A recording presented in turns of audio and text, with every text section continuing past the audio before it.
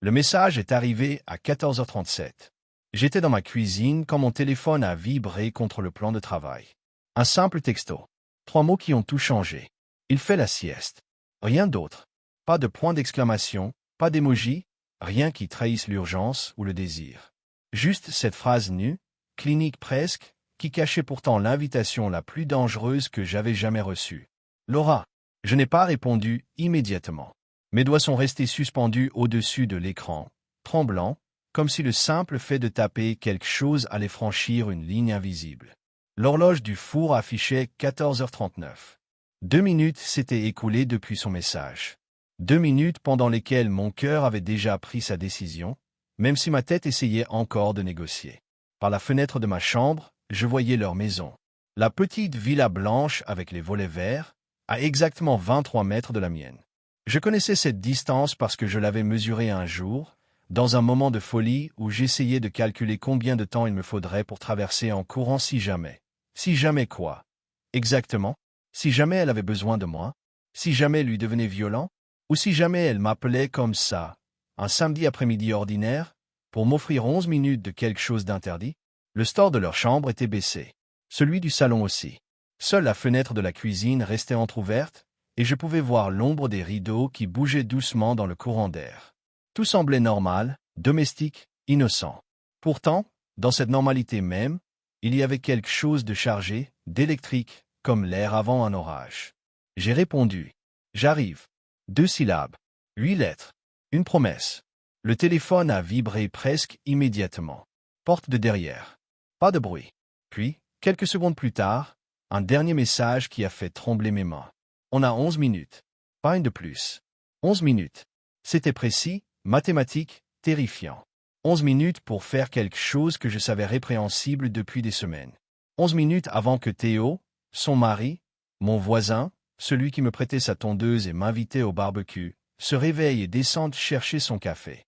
J'ai enfilé mes baskets sans faire de bruit, comme si quelqu'un dans ma propre maison pouvait m'entendre et me juger.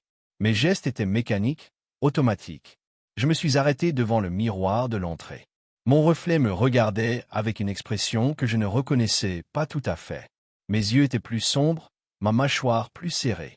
J'avais l'air d'un homme sur le point de commettre quelque chose d'irréversible. Et j'avais raison.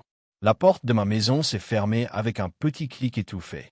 Le soleil de septembre tapait fort sur le bitume, créant ces vagues de chaleur qui font trembler l'air. J'ai traversé mon jardin en essayant de garder une allure normale, décontractée, comme si j'allais simplement emprunter du sucre ou discuter de la météo. Mais mon cœur cognait si fort que j'entendais le sang pulser dans mes oreilles. 23 mètres. 15 pas rapides. Une éternité comprimée en quelques secondes. Leur portail arrière n'était pas verrouillé. Il a grincé légèrement quand je l'ai poussé, et ce son minuscule a résonné comme une alarme dans ma tête. Je me suis figé, scrutant les fenêtres des maisons voisines. Personne. Juste le bourdonnement lointain d'une tondeuse 3 jardins plus loin et le rire d'enfant dans une piscine gonflable quelque part. La porte de derrière était entr'ouverte. J'ai glissé ma main dans l'interstice et j'ai poussé doucement. L'odeur m'a frappé immédiatement. Un mélange de café réchauffé, de lessive propre et ce parfum que je connaissais trop bien maintenant. Celui de Laura. Vanille et quelque chose de plus sombre, de plus épicé. Un parfum qui ne devrait pas me faire cet effet. Elle était là, dans le couloir, adossée contre le mur. Mon souffle s'est coincé quelque part entre mes poumons et ma gorge. Elle portait un débardeur blanc et un short en jean délavé. Rien de spécial. Rien qui aurait dû transformer mon corps entier en un réseau de nerfs électrisés. Mais c'était Laura. Ses cheveux sombres retombaient en vagues désordonnées sur ses épaules nues. Sa peau métisse brillait légèrement dans la lumière tamisée qui filtrait à travers les stores. Et ses yeux. Mon Dieu, ses yeux me fixaient avec une intensité qui m'a cloué sur place. Elle a porté un doigt à ses lèvres. Le geste universel du silence, mais fait avec une lenteur délibérée qui transformait ce simple mouvement en quelque chose de plus intime, de plus complice. J'ai hoché la tête. Mon cœur battait tellement fort que je me demandais si elle pouvait l'entendre. Elle a tendu la main vers moi. Pas complètement. Juste assez pour que je comprenne l'invitation. Ses doigts flottaient dans l'espace entre nous, tremblants imperceptiblement. J'ai fait un pas, puis un autre. La distance entre nous se réduisait, et avec elle, Toutes mes dernières barrières de raison s'effritaient comme du sable. À l'étage, quelque chose a grincé. Un ressort de matelas, peut-être. Ou juste le vieux parquet qui se dilatait avec la chaleur. On s'est figés tous les deux. Ses yeux se sont écarquillés, et j'ai vu la peur traverser son visage. Une peur primitive, animale. La peur d'être découverte. La peur de tout perdre. 10 secondes interminables. 20, 30, rien. Juste le tic-tac régulier de l'horloge du salon. Ce bruit que j'avais entendu des dizaines de fois lors des dîners chez eux, quand Théo me resservait du vin en racontant ses histoires de chantier. Ce même tic-tac qui marquait maintenant chaque seconde de notre secret. Laura a expiré lentement. Ses épaules se sont détendues, mais son regard est resté vigilant. Elle a fait signe vers le couloir qui menait à la buanderie. Un espace minuscule, à peine 2 mètres carrés, rempli de paniers de linge et de produits ménagers. Un endroit que personne n'aurait l'idée d'associer à quoi que ce soit de romantique ou de sensuel. Et pourtant, on s'est glissé dans cet espace étroit, nos corps se frôlant inévitablement. La porte s'est refermée derrière nous avec un déclic discret. L'obscurité n'était pas totale. Une fente de lumière filtrait sous la porte, juste assez pour que je distingue son profil, la courbe de son cou, l'éclat de ses yeux qui me cherchaient dans la pénombre. L'espace était si réduit que nos respirations se mélangeaient. Je sentais la chaleur qui émanait d'elle, cette chaleur vivante, troublante. Mon dos était pressé contre la machine à laver encore tiède d'un cycle récent. Elle était si proche que le moindre mouvement aurait fait se toucher nos corps. 11 minutes, ai-je pensé. Il nous reste combien maintenant? 9? 8? Elle a levé la main lentement, comme si elle testait ma réaction. Ses doigts se sont posés sur mon bras nu. Un contact léger, exploratoire. Mais ce simple effleurement a déclenché une décharge qui a parcouru tout mon corps. Ma peau s'est couverte de chair de poule malgré la chaleur étouffante de cette petite pièce. Ses doigts ont remonté lentement, traçant un chemin invisible sur ma peau. Je sentais chaque millimètre de ce trajet comme si elle dessinait une carte de tous mes points sensibles. Quand elle a atteint mon épaule, sa main s'est arrêtée. Elle hésitait.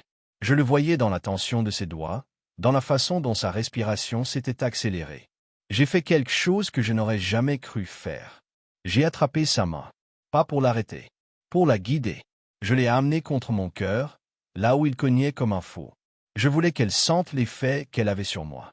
Je voulais qu'elle comprenne que ce n'était pas juste du désir physique ou une aventure stupide de voisinage.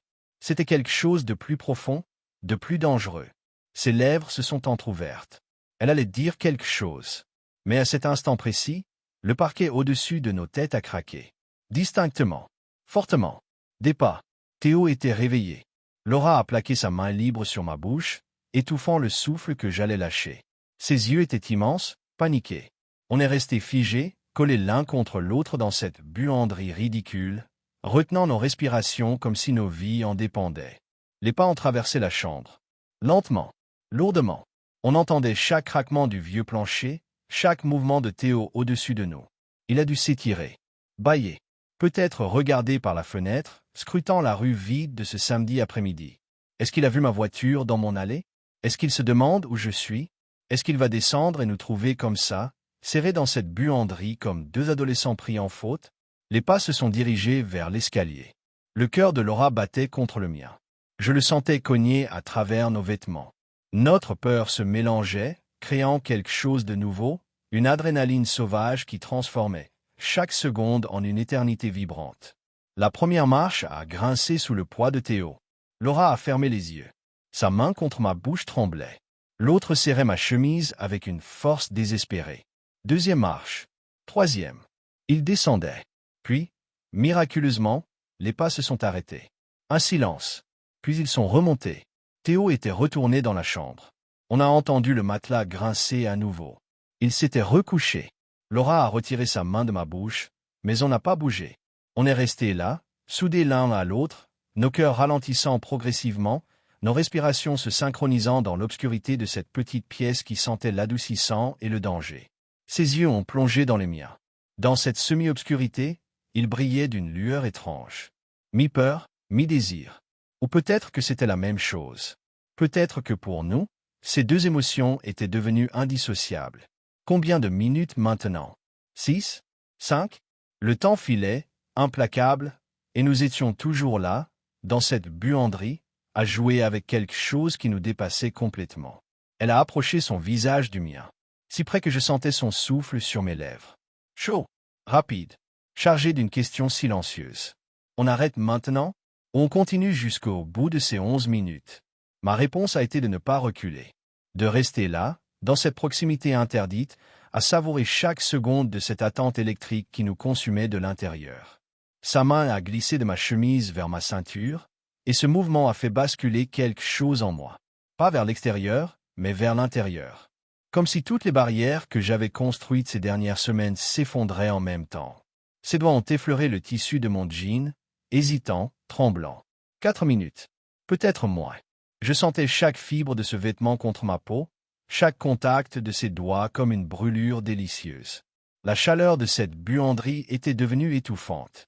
Des gouttes de sueur perlaient dans ma nuque.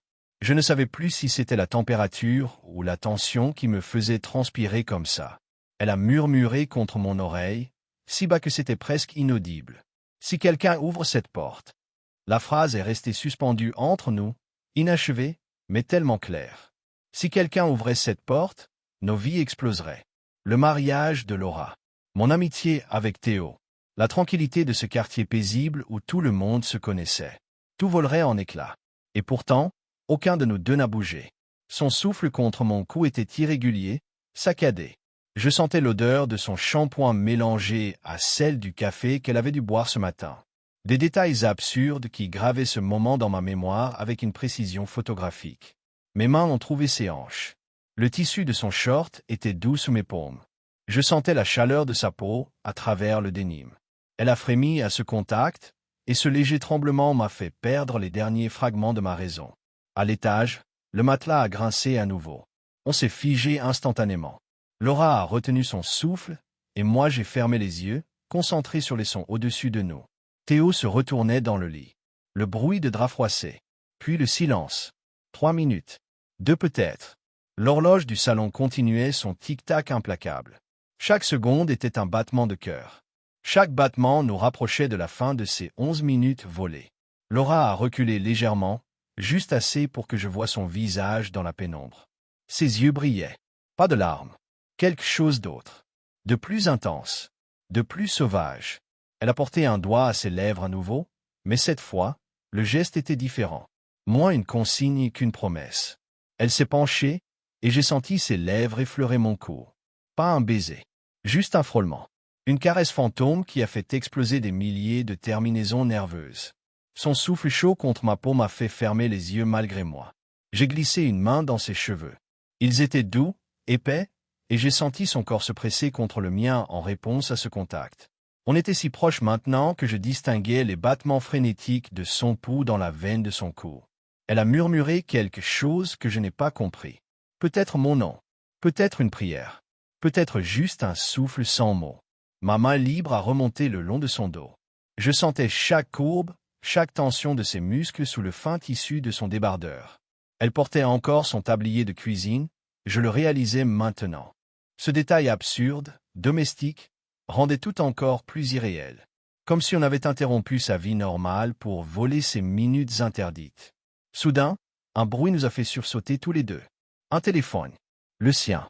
Il vibrait dans la poche arrière de son short, coincé entre nos deux corps pressés l'un contre l'autre. Laura a écarquillé les yeux.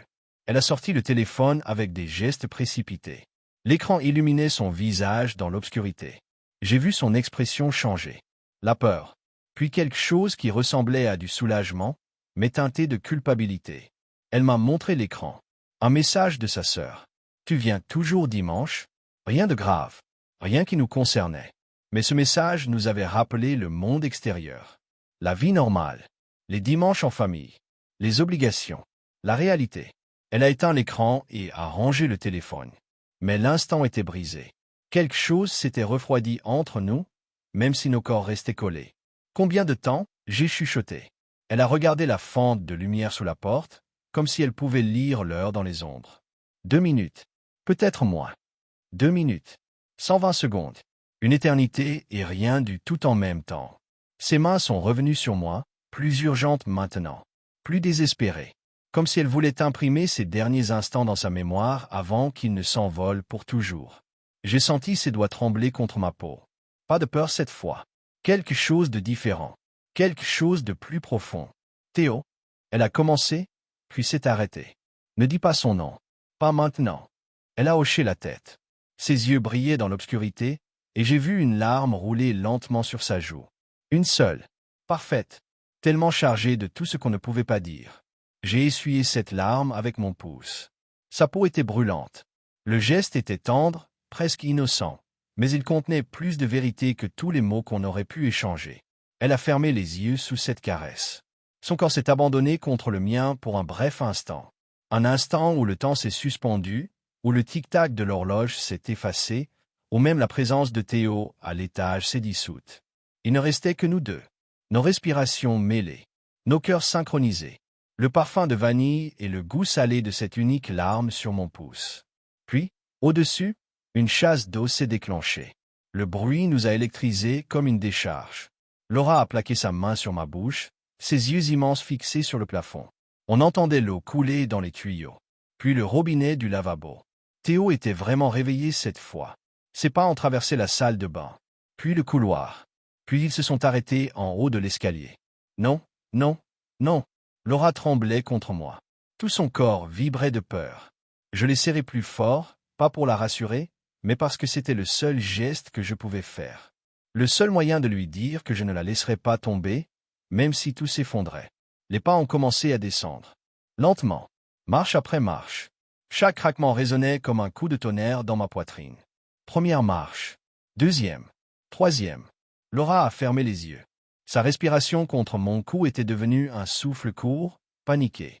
Je sentais son cœur battre si fort qu'il semblait vouloir sortir de sa poitrine. Quatrième marche. Cinquième. Il descend au salon. Il va voir la porte derrière entr'ouverte. Il va se demander pourquoi. Il va chercher. Il va nous trouver. Sixième marche. Septième. Puis, miracle, les pas ont bifurqué. Vers la cuisine. On a entendu le bruit caractéristique de la machine à café qui se mettait en route. Le grognement sourd de l'appareil. Puis l'odeur âcre du café frais qui commençait à se répandre dans la maison. Théo faisait son café. Comme tous les samedis après-midi quand il se réveillait de sa sieste. Routine. Normalité. Vie ordinaire. Sauf que rien n'était ordinaire dans ce que nous vivions. Laura a ouvert les yeux. Elle m'a regardé avec une intensité qui m'a coupé le souffle. Dans ses yeux, j'ai lu quelque chose que je n'avais jamais vu auparavant. Pas juste du désir. Pas juste de la peur. Quelque chose qui ressemblait à de l'amour. Non, c'était trop tôt, trop rapide, trop impossible. Mais c'était quelque chose de puissant. Quelque chose qui dépassait ce moment volé dans une buanderie. Elle a approché ses lèvres de mon oreille et a chuchoté si doucement que j'ai à peine entendu. Je ne peux pas, je ne peux plus. Je ne savais pas si elle parlait de s'arrêter ou de continuer. Et peut-être qu'elle non plus ne le savait pas. Dans la cuisine, la machine à café a craché ses dernières gouttes. On a entendu Théo verser le liquide dans une tasse. Le tintement de la cuillère contre la porcelaine. De sucre, comme toujours. Il était à moins de 5 mètres de nous. 5 mètres et un mur. C'était tout ce qui nous séparait du désastre complet. Le téléphone de Laura a vibré à nouveau. Elle l'a ignoré cette fois. Ses yeux restaient fixés sur les miens, comme si elle cherchait une réponse à une question qu'elle n'avait pas encore formulée. Dans la cuisine, Théo a ouvert le frigo. Le son familier de la porte. Puis le bruit d'une bouteille de lait qu'on pose sur le comptoir. Il préparait son café exactement comme il le faisait toujours. Méthodique. Prévisible. Et nous, on était là, à moins de 5 mètres, vivant quelque chose de complètement imprévisible. Le temps. J'ai murmuré. Terminé, elle a répondu. Les 11 minutes sont passées. Mais aucun de nous n'a bougé. Parce que maintenant, ce n'était plus une question de temps. C'était quelque chose de plus grand, de plus terrifiant. Quelque chose qu'on ne pouvait plus contrôler avec une minuterie ou un message. Dans la cuisine, Théo a allumé la radio. Le son étouffé d'une émission de sport. Des commentateurs qui analysaient le match de la veille. Leur voix nous parvenait comme un écho d'un autre monde. Un monde normal où les gens écoutaient du sport le samedi après-midi sans se douter que leur vie pouvait basculer à tout moment.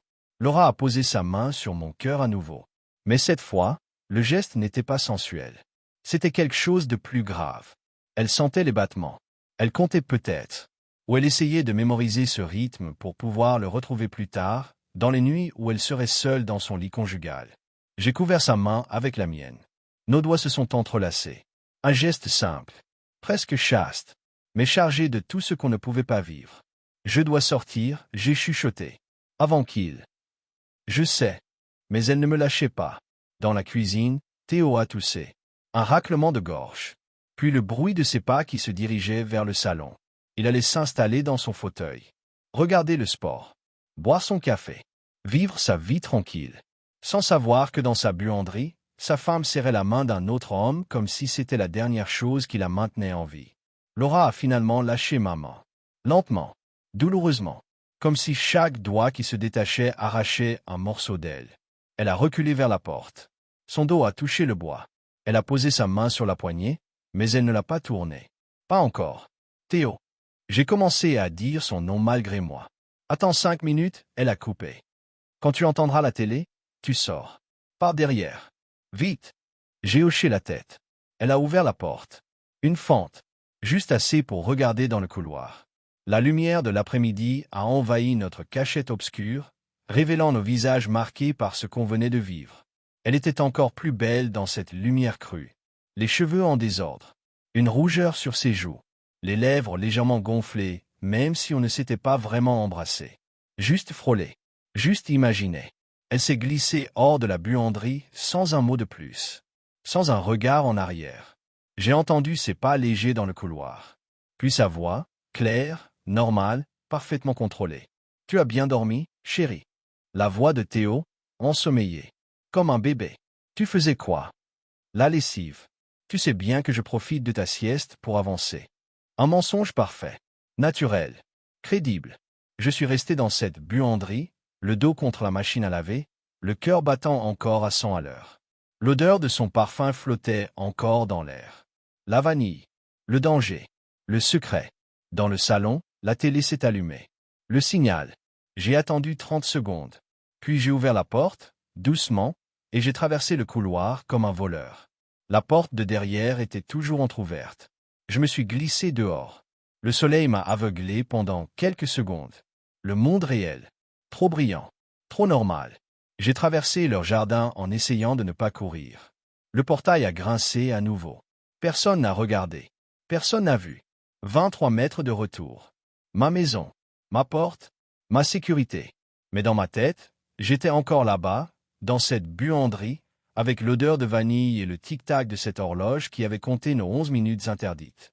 Mon téléphone a vibré dans ma poche. J'ai eu peur de regarder. Mais je l'ai fait quand même. Un message de Laura. 2 mots qui ont fait trembler mes mains. Demain soir. Le reste de ce samedi après-midi a été une torture. Je suis resté chez moi, incapable de faire quoi que ce soit. J'ai essayé de lire. Les mots se mélangeaient sur la page. J'ai allumé la télé. Les images défilaient sans que mon cerveau n'enregistre quoi que ce soit. Mon corps était dans mon salon, mais mon esprit était encore dans cette buanderie, respirant l'air chargé de vanille et de danger. Demain soir. 2 mots qui tournaient en boucle dans ma tête comme une chanson obsédante. À 18h30, on a frappé à ma porte. 3 coups francs, confiants. Mon cœur a fait un bond dans ma poitrine. J'ai regardé par l'œilleton. Théo. Il se tenait sur mon perron, un pack de bière dans une main, souriant comme toujours. Son sourire large, innocent, celui d'un homme qui ne se doutait de rien. Un homme qui avait dormi pendant que sa femme... J'ai ouvert la porte en essayant de contrôler mon visage, ma voix, mes mains qui tremblaient légèrement. « Salut voisin. T'as l'air crevé, mec. Ça va. » Sa voix était chaleureuse, amicale. Exactement comme toujours. Sauf que maintenant, chaque mot qu'il prononçait m'enfonçait un peu plus dans la culpabilité. « Ouais. Juste, une mauvaise nuit. » Il a ri. « Tu vieillis, mon pote. 30 ans et déjà fatigué un samedi. Allez, je t'ai apporté de quoi te réveiller. » Il a agité le pack de bière. « On mate le match sur ta terrasse. » Laura me gonfle avec ses émissions débiles à la télé. Laura.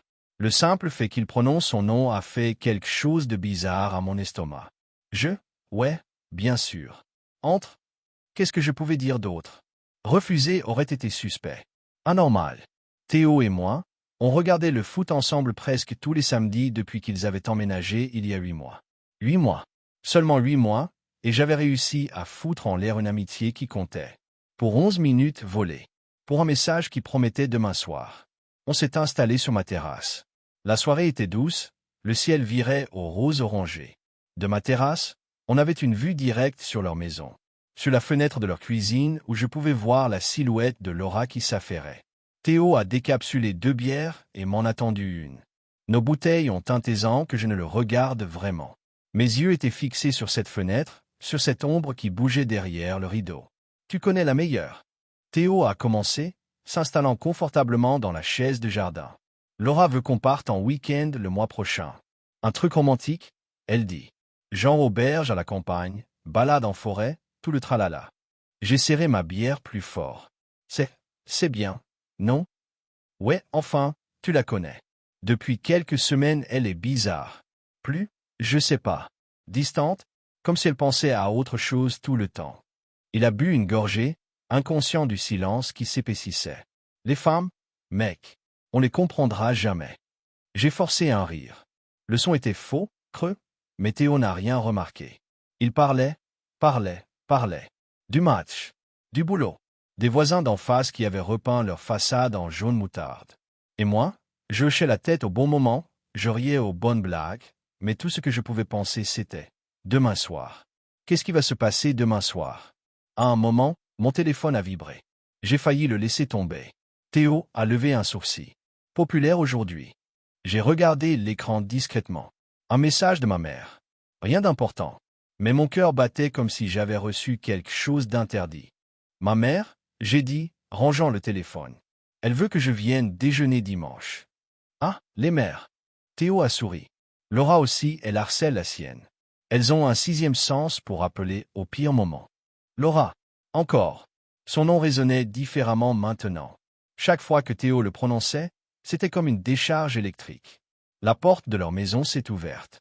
Laura est sortie pour étendre du linge.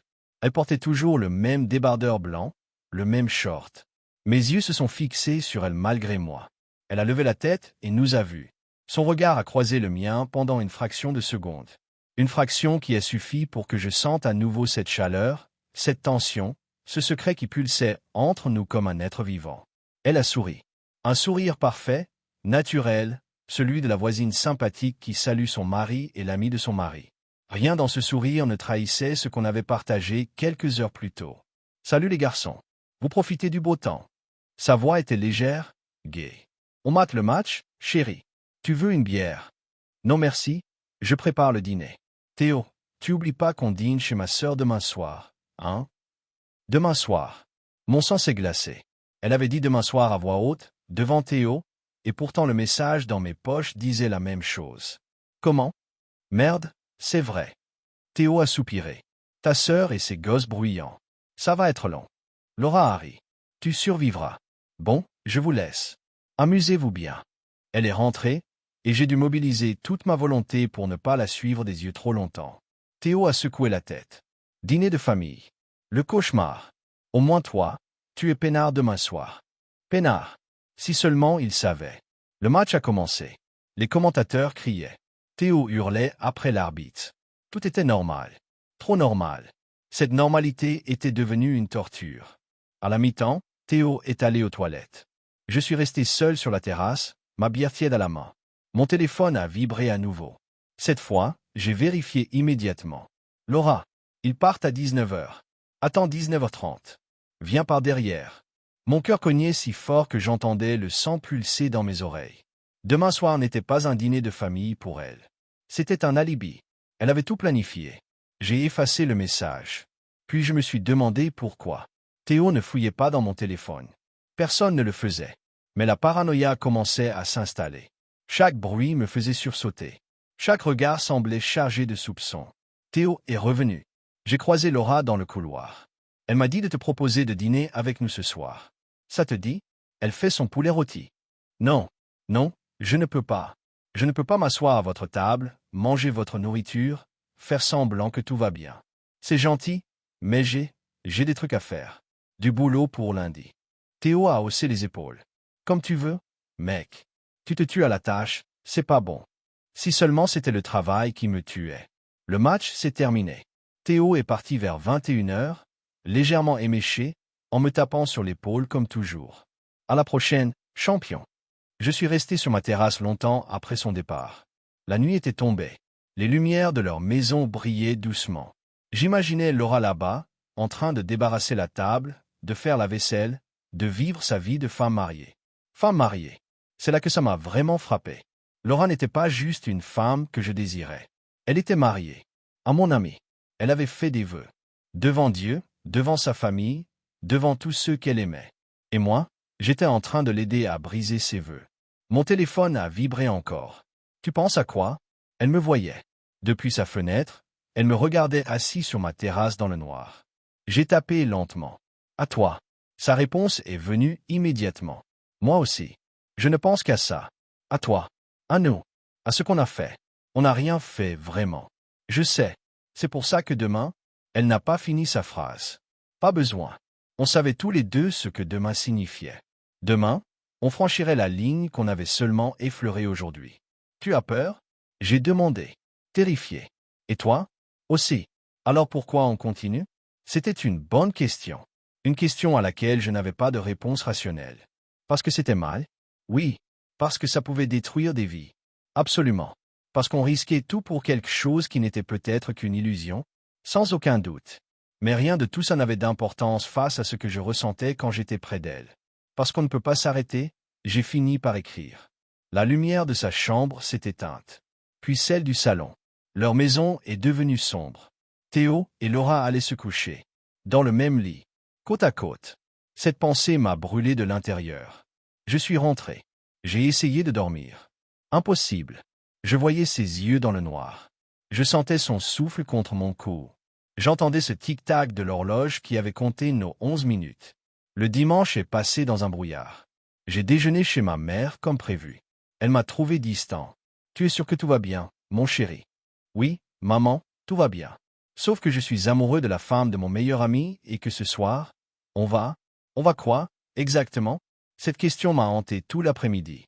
Qu'est-ce que Laura attendait de cette soirée? Qu'est-ce que moi j'en attendais? Du sexe? De l'amour? Une échappatoire à nos vies ennuyeuses? À 18h45, j'ai vu leur voiture quitter l'allée. Théo conduisait. Laura était passagère. Elle regardait droit devant elle, ne jetant pas un seul coup d'œil vers ma maison.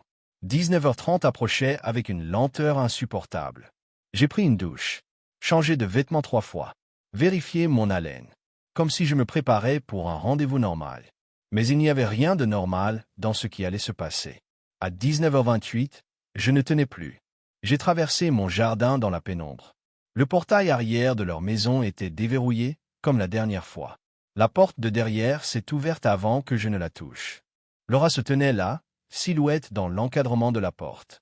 Elle portait une robe d'été légère que je ne lui avais jamais vue. Ses cheveux étaient détachés, tombant en vagues sur ses épaules nues. « Tu es en avance ?» elle a murmuré. Je ne pouvais plus attendre. Elle a souri. Pas le sourire parfait de la voisine. Un sourire vulnérable, tremblant, qui révélait toute sa nervosité. Je suis entré. La maison sentait le parfum de Laura mélangé à quelque chose que j'ai mis du temps à identifier. Des bougies. Elle avait allumé des bougies partout. La lumière dansante créait des ombres mouvantes sur les murs. « Il ne rentre pas avant 23h, elle a dit, refermant la porte derrière moi. Sa sœur aime que les dîners s'éternisent. 23h. Nous avions 3h30. Pas 11 minutes volées. 3h30 pour faire ce qu'on n'osait pas nommer. On s'est regardé dans cette entrée silencieuse. Le tic-tac de l'horloge du salon résonnait, mais cette fois, il ne comptait pas nos secondes avec la même urgence. Cette fois, on avait du temps, mais cette abondance de temps rendait tout plus réel, plus lourd, plus irréversible. J'ai préparé à dîner, elle a dit soudain. Si tu as faim. La normalité de cette phrase était absurde. On se tenait là, dans sa maison vide, entouré de bougies, sachant très bien pourquoi j'étais venu, et elle me proposait à dîner comme si j'étais un invité ordinaire. Laura, je sais, c'est stupide, mais je ne sais pas comment faire ça. Je ne l'ai jamais fait. Moi non plus. On est resté là, à 2 mètres l'un de l'autre, paralysés par l'immensité de ce qu'on s'apprêtait à faire. Puis, quelque chose a brisé ce moment figé. Un bruit. Dehors. Un moteur. Des phares qui ont balayé les fenêtres. Laura a blêmi. Non, ils ne peuvent pas. Il est trop tôt. On s'est précipité vers la fenêtre du salon. Une voiture s'est garée devant la maison d'en face. Pas leur voiture. Juste les voisins qui rentraient. Le soulagement nous a fait rire nerveusement. Mais ce rire s'est transformé en quelque chose d'autre quand nos regards se sont croisés à nouveau. Quelque chose de plus sombre, de plus profond. Laura a fait un pas vers moi. Puis un autre. La distance entre nous se réduisait, et avec elle, les dernières traces d'hésitation. « Tu es sûr ?» Elle a murmuré, si proche maintenant que je sentais son souffle. « Non, mais je suis là quand même. » Elle a posé sa main sur mon cœur, exactement comme dans la buanderie. Mais cette fois, il n'y avait pas de porte à surveiller. Pas de mari endormi à l'étage. Juste nous deux, 3 heures et demie, et toutes les conséquences qu'on refusait encore d'imaginer. « Qu'est-ce qu'on est en train de faire ?» Elle a demandé, sa voix à peine audible. Je n'avais pas de réponse. Ou plutôt, j'en avais trop. On était en train de détruire un mariage, de trahir un ami, de franchir une ligne qu'on ne pourrait jamais retraverser. Mais on était aussi en train de suivre quelque chose de plus fort que nous. Quelque chose qui avait commencé des semaines plus tôt, avec des regards trop longs, des frôlements accidentels, des silences chargés. On vit, j'ai fini par répondre. Elle a fermé les yeux. Une larme a roulé sur sa joue. Je l'ai essuyée comme la dernière fois. Puis elle s'est éloignée brusquement, me laissant là au milieu du salon, désorientée. Le dîner, elle a dit, sa voix un peu trop forte. Il doit être prêt. Et comme ça, on a basculé dans une parodie de normalité. On s'est assis à leur table de salle à manger. Elle a servi de la salade, du pain, du vin. On a mangé en silence, l'absurdité de la situation planant au-dessus de nous. Mais sous la table, nos genoux se touchaient. Et ce contact innocent était plus électrique que n'importe quel baiser. À 20h30, elle a débarrassé les assiettes. Je l'ai suivie dans la cuisine. L'espace était étroit. Nos corps se sont frôlés quand elle a voulu passer près de moi. On s'est figé. Si proche. Encore. Laura. Elle a posé un doigt sur mes lèvres. Ne dis rien. Pas encore. Puis elle m'a pris la main et m'a guidé vers l'escalier. Mon cœur battait si fort que j'avais l'impression qu'il allait exploser. On montait ces marches lentement, chaque pas résonnant comme un verdict. À mi-chemin, elle s'est arrêtée. S'est retournée. Ses yeux brillaient dans la pénombre. Si on fait ça, tout change. On ne pourra jamais revenir en arrière. Je sais. Théo ne me pardonnera jamais. Je sais. Je vais perdre tout ce que j'ai construit. Je sais. Elle a cherché dans mes yeux quelque chose qui pourrait la faire changer d'avis. Une raison de redescendre, de me faire partir, de préserver ce qu'il restait de son mariage. Mais elle n'a rien trouvé. Parce que j'étais aussi perdu qu'elle. On a continué à monter. En haut de l'escalier, 3 portes. La salle de bain, la chambre d'amis, et leur chambre. Le lit conjugal qu'elle partageait avec Théo chaque nuit. Laura a hésité devant la porte de leur chambre. Sa main tremblait sur la poignée. Puis, au moment où elle allait l'ouvrir, son téléphone a sonné. La sonnerie a déchiré le silence comme une sirène d'alarme. Laura a sorti le téléphone de sa poche. L'écran illuminait son visage terrorisé. Théo. Laura fixait l'écran comme si c'était une bombe sur le point d'exploser. Le nom de Théo clignotait, accusateur, dans la pénombre de l'escalier. La sonnerie résonnait dans toute la maison, brisant le cocon de silence qu'on avait tissé autour de nous. « Réponds », j'ai murmuré. Ses mains tremblaient tellement qu'elle a failli laisser tomber le téléphone. Elle a pris une grande inspiration, a fermé les yeux une seconde, puis a décroché. « Allô ?» Sa voix était parfaite. Légère. Curieuse. Aucune trace de la panique qui lui tordait le visage. Je l'entendais à peine, mais la voix de Théo traversait le silence. Il parlait vite, on sentait qu'il souriait. « Oui, chérie. Quoi? Maintenant ?» Mon sang s'est glacé. Il rentre. Il a oublié quelque chose. Il va nous trouver. Non, non, c'est bon. Prends ton temps. D'accord. Oui, je t'aime aussi. À plus tard. Elle a raccroché. Ses épaules se sont affaissées. Elle s'est appuyée contre le mur, le téléphone serré contre sa poitrine. Qu'est-ce qu'il voulait? Sa sœur? Son fils s'est coupé en jouant. Rien de grave, mais ils doivent l'emmener faire des points de suture. Théo voulait savoir si ça me dérangeait qu'il rentre plus tard. Vers minuit, peut-être. Plus tard. On avait encore plus de temps. Au lieu de me rassurer, cette nouvelle m'a mis encore plus mal à l'aise. Comme si l'univers nous donnait plus de cordes pour mieux nous pendre ensuite. Laura a levé les yeux vers moi. On devrait arrêter. C'est un signe, tu ne crois pas? Tu veux que j'arrête? Elle n'a pas répondu. Pas avec des mots. Mais ses yeux disaient tout. Non, elle ne voulait pas que j'arrête. Elle voulait exactement le contraire. Elle a ouvert la porte de leur chambre. L'odeur m'a frappé immédiatement. Le parfum de Théo, son après-rasage, mélangé à celui de Laura. L'odeur d'un couple, d'une intimité partagée. Le lit était fait. Des oreillers bien alignés. Une couette bleu marine. Des photos encadrées sur les tables de chevet. Leur mariage. Leurs vacances. Leur vie. J'aurais dû partir à ce moment-là. J'aurais dû redescendre, sortir par la porte de derrière, retourner à ma vie simple et sans complications. Mais Laura a pris ma main. Et j'ai franchi le seuil. La pièce était baignée dans la lumière dorée des bougies qu'elle avait disposées là aussi. Sur la commode. Sur le rebord de la fenêtre. Partout. Transformant cette chambre conjugale en quelque chose de différent. Quelque chose qui n'appartenait qu'à nous, pour ces heures volées. On s'est arrêté au pied du lit. Ni l'un ni l'autre n'osait faire le premier geste. Le simple fait d'être là, dans cette pièce, était déjà une transgression monumentale. Laura s'est tournée vers moi. Ses yeux étaient immenses, brillants. Je n'arrive pas à croire qu'on soit là. On peut encore. Non. Elle a secoué la tête. Non, je ne veux pas arrêter. Pas maintenant. Pas après tout ça. Elle a posé ses mains sur mon torse. Lentement. Explorant. Comme si elle mémorisait chaque contour à travers le tissu de ma chemise. Ses doigts ont trouvé le premier bouton. Elle a hésité. Tu es sûr? J'ai demandé, sachant que la réponse nous engageait définitivement. Terrifiée, elle a murmuré. Mais oui. Le bouton s'est défait. Puis le suivant. Ses mains tremblaient, mais elle continuait.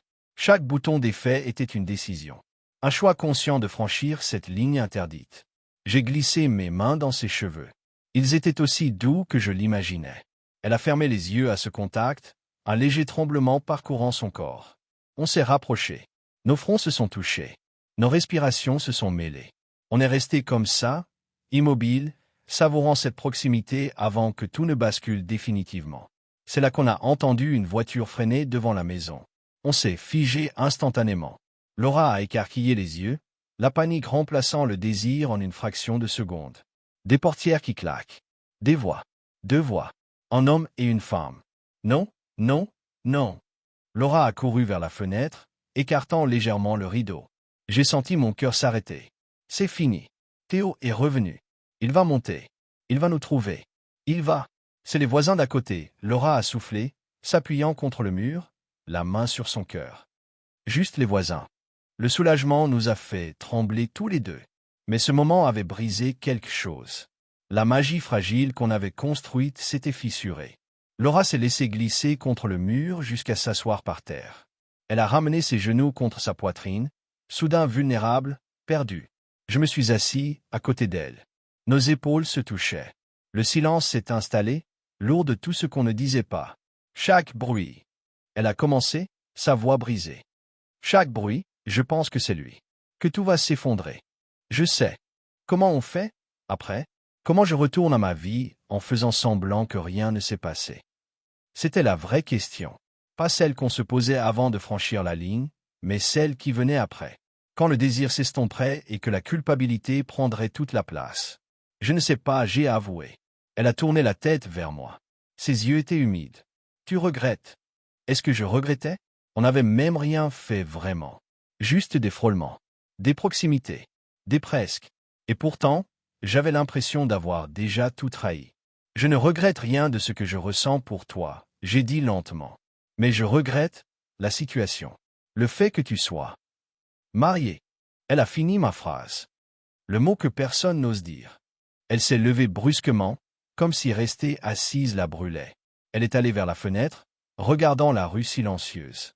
Sa silhouette se découpait dans la lumière des bougies, créant des ombres qui dansaient sur les murs. Il m'a demandé en mariage après 6 mois, elle a dit soudain. 6 mois. J'ai dit oui parce que ça semblait être la prochaine étape logique. Parce que mes parents l'adoraient. Parce que tous mes amis se mariaient. Mais je n'ai jamais. Elle s'est arrêtée. Ses épaules tremblaient. Je me suis levé et je suis venu derrière elle. Pas trop près. Juste assez pour qu'elle sente ma présence. Je n'ai jamais ressenti ce que je ressens quand tu me regardes, elle a fini dans un souffle. Ces mots ont brisé quelque chose en moi. Parce qu'ils rendaient tout plus réel. Plus compliqué. Ce n'était pas juste du désir. C'était quelque chose de plus profond, de plus dangereux. Elle s'est retournée. Nos visages étaient à quelques centimètres. Je voyais chaque détail de son visage dans la lumière tremblante. Les petites taches de rousseur sur son nez. La petite cicatrice sur son sourcil gauche. La façon dont ses lèvres tremblaient légèrement. « Embrasse-moi », elle a murmuré. « S'il te plaît. Avant que je change d'avis. Avant que je redevienne raisonnable. » J'ai hésité. Pas parce que je ne le voulais pas, mais parce qu'un baiser rendrait tout définitif. Les frôlements, on pouvait encore les nier. Les proximités, on pouvait les excuser. Mais un baiser, c'était un choix conscient. Une ligne franchie volontairement. Si on fait ça, j'ai commencé. Je sais, tout change. Tu l'as déjà dit. Elle a levé la main et a touché mon visage. Ses doigts ont tracé la ligne de ma mâchoire, lentement, comme si elle sculptait ce moment dans sa mémoire. Mais je ne veux plus vivre en me demandant « et si ». Je préfère vivre avec la culpabilité que de me demander toute ma vie ce qui aurait pu se passer dans cette chambre. Ses lèvres se sont posées sur les miennes. Doucement d'abord. Une question. Une invitation. Puis plus fort quand j'ai répondu, mes mains trouvant ses hanches, l'attirant contre moi. Le baiser avait le goût du vin qu'on avait bu au dîner. De la menthe de son dentifrice. Du secret qu'on partageait. C'était un baiser chargé de semaines de tension, de désirs retenus, de toutes ces fois où on s'était frôlé sans oser aller plus loin. Quand on s'est séparés, on était tous les deux à bout de souffle. Le lit, elle a murmuré. On s'est allongé sur ce lit conjugal, côte à côte, nos doigts entrelacés. Le plafond nous regardait. Les photos de leur mariage nous regardaient. Tout dans cette pièce criait que ce qu'on faisait était mal. Et pourtant, allongé là à côté d'elle, sentant la chaleur de son corps, j'avais l'impression d'être exactement là où je devais être. Elle a tourné la tête vers moi. « Raconte-moi quelque chose. N'importe quoi. Je veux juste entendre ta voix. » Alors j'ai parlé. De mon enfance. De mes rêves. De mes peurs. Des choses que je n'avais jamais dites à personne.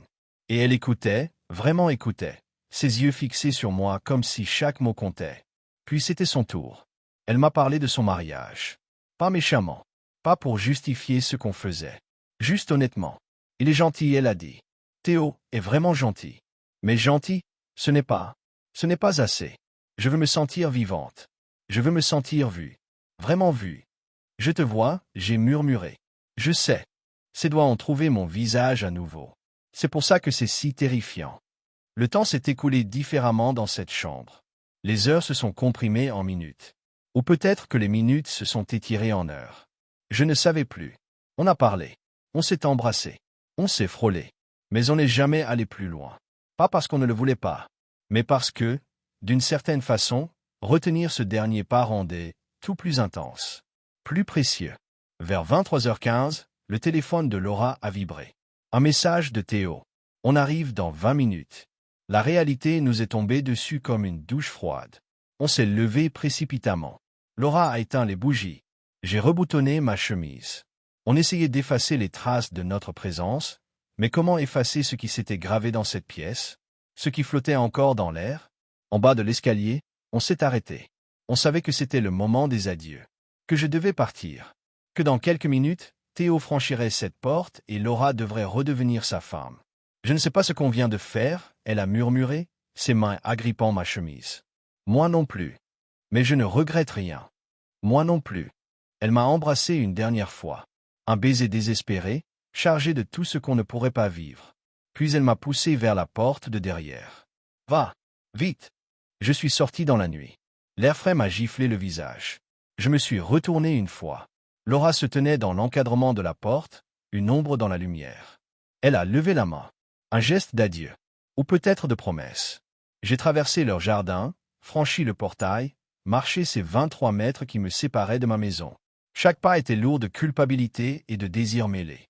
Une fois chez moi, je me suis effondré sur mon canapé. Mon cœur battait encore trop vite. Mes lèvres gardaient le goût de son baiser. Mon corps se souvenait de chaque frôlement. J'ai entendu leur voiture arriver. Les portières claquaient. La voix de Théo, forte, joyeuse. Quelle soirée de merde. Le gosse a hurlé pendant 1 heure. Puis le rire de Laura. Ce rire parfait qui ne trahissait rien. Leur porte s'est refermée. Les lumières se sont allumées chez eux. La vie normale reprenait son cours. Mais pour moi, rien ne serait plus jamais normal. Mon téléphone a vibré. Laura, je ne peux pas continuer comme ça. Mon sang s'est glacé. Elle regrettait. Elle voulait arrêter.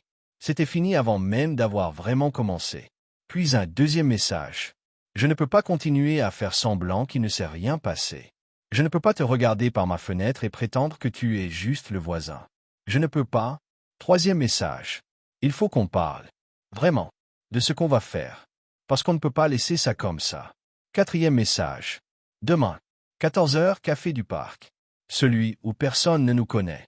J'ai regardé l'écran longtemps. Mes doigts flottaient au-dessus du clavier. Qu'est-ce que j'étais censé répondre? Oui? Non? Fuyons ensemble? Oublions tout ça? Finalement, j'ai tapé un seul mot. D'accord. J'ai éteint mon téléphone. Fermé les yeux. Mais même dans le noir, je la voyais. Ses yeux. Son sourire. La façon dont elle murmurait mon nom. Par ma fenêtre, j'ai vu la lumière de leur chambre s'éteindre. Théo et Laura se couchaient. Dans ce lit où on s'était allongé quelques heures plus tôt. Dans ce lit qui gardait encore notre secret. Et moi, je suis resté là, dans le noir, à me demander comment j'allais survivre jusqu'à 14 heures demain. Comment j'allais croiser Théo dans le jardin et faire semblant que je ne trahissais pas tout ce qu'il représentait. Comment j'allais regarder Laura demain, dans ce café, et décider de ce qu'on allait faire de ce secret qui nous consumait de l'intérieur. Le tic-tac de mon horloge résonnait dans le silence. Régulier. Implacable. Comptant les heures jusqu'à notre prochaine rencontre. Jusqu'au moment où on devrait décider. Est-ce qu'on arrête maintenant, avant que tout explose? Ou est-ce qu'on continue, sachant très bien que chaque seconde volée nous rapprochait du désastre? Mon téléphone s'est rallumé. Un dernier message de Laura, envoyé à minuit pile. Encore aujourd'hui, quand je ferme les yeux, je te sens. Et je ne sais pas si c'est une malédiction ou une bénédiction. J'ai fixé ce message longtemps. Puis j'ai regardé par ma fenêtre vers leur maison endormie. Et j'ai su que demain, au café, on ne déciderait pas d'arrêter. On déciderait juste jusqu'où on était prêt à aller. Le café du parc. Demain 14 heures. Quand deux personnes qui ne peuvent ni s'arrêter ni continuer se rencontrent pour décider de l'impossible.